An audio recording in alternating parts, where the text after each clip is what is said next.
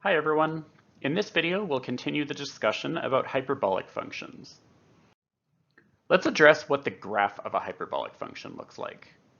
The graph of cosh x looks very similar to a parabola, and in fact, this function is often used to model the shape of a hanging cable.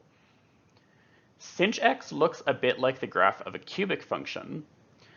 And finally, tanh of x looks very much like the graph of arctan, actually.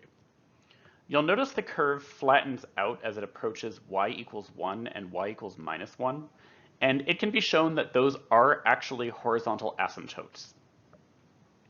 Also, these graphs might be helpful for future purposes. For example, if you ever wanted to analyze the limit of a hyperbolic function as x approaches infinity. So I suggest either memorizing these or putting them on your formula sheet now.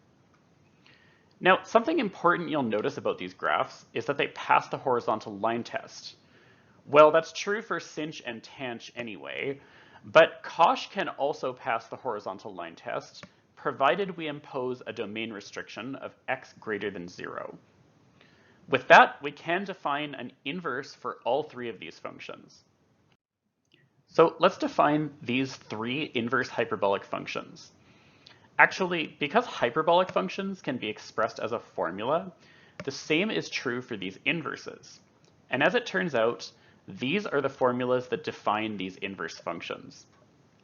Just to be clear, I'm not talking about derivatives or antiderivatives yet or anything like that. These are just the formulas that you would use if you ever needed to calculate the actual value of an inverse hyperbolic function. So in case you ever need to do that in the future, I suggest having these available on your formula sheet as well. And as a side note, you can of course choose to call these arc-sinh, arc-cosh, and arc-tanh respectively if you wish, using the same language that we used for inverse trig functions. Now, I just claimed that arc-sinh can be defined by this seemingly random formula, but let's actually prove it and see where this formula comes from. The way you prove this is the same way you prove the formula for any inverse function, and that is to start with the function whose inverse you want to find, which in this case would be y equals sinh x. And then to find the inverse, we simply switch our x's and y's. That's the same thing you do when you find any other inverse function. So if we switch our x's and y's, we get x equals sinh of y.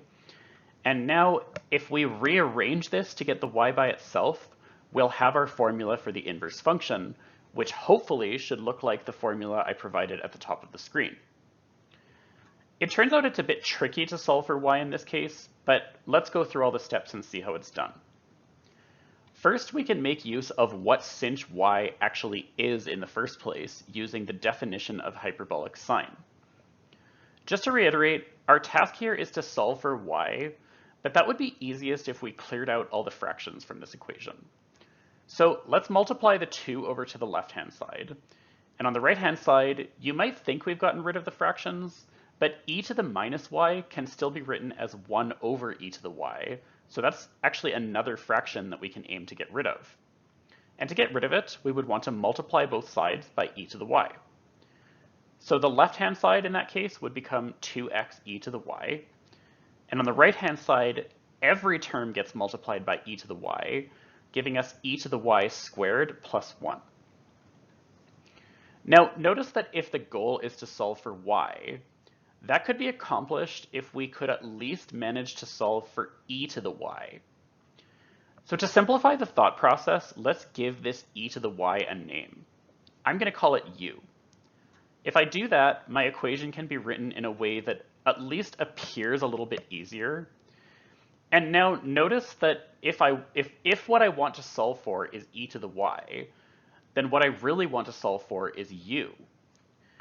But some of these terms contain u raised to the power of 2, so this is actually a quadratic expression that we need to solve. And that means we should be able to use the quadratic formula to do it. But the quadratic formula requires us to take all the terms to one side first, so let's do that now. After taking all the terms to one side, we're left with this equation where u equals e to the y. And now we can use the quadratic formula to see what u is equal to. That's a bit tricky just because the b value contains x's, but that's not really a problem since x is just a number after all. So with that in mind, our quadratic formula will provide us with this result. Now we can simplify. So pause and confirm that after simplifying, you're going to be left with this relatively nice result. And this pesky plus or minus sign doesn't appear in the formula we're trying to prove. So we should think about how to get rid of it. How do we get rid of the plus or minus sign? Well, the key is to go back to what u is equal to in the first place. It's e to the y. And we know that e is a positive number.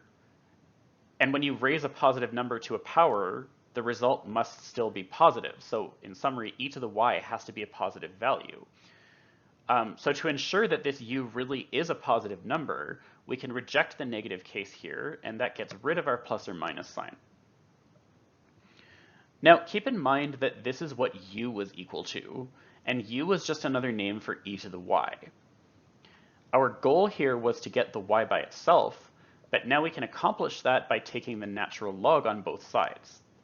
So after doing that, we do come up with the formula I claimed at the top of the screen, which completes our proof.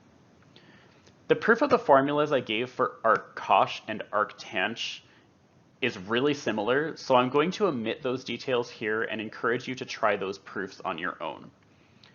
As a quick summary from this video, make sure you know the graphs of hyperbolic functions, the formulas for the inverse hyperbolic functions, as well as at least an idea of how to prove those formulas.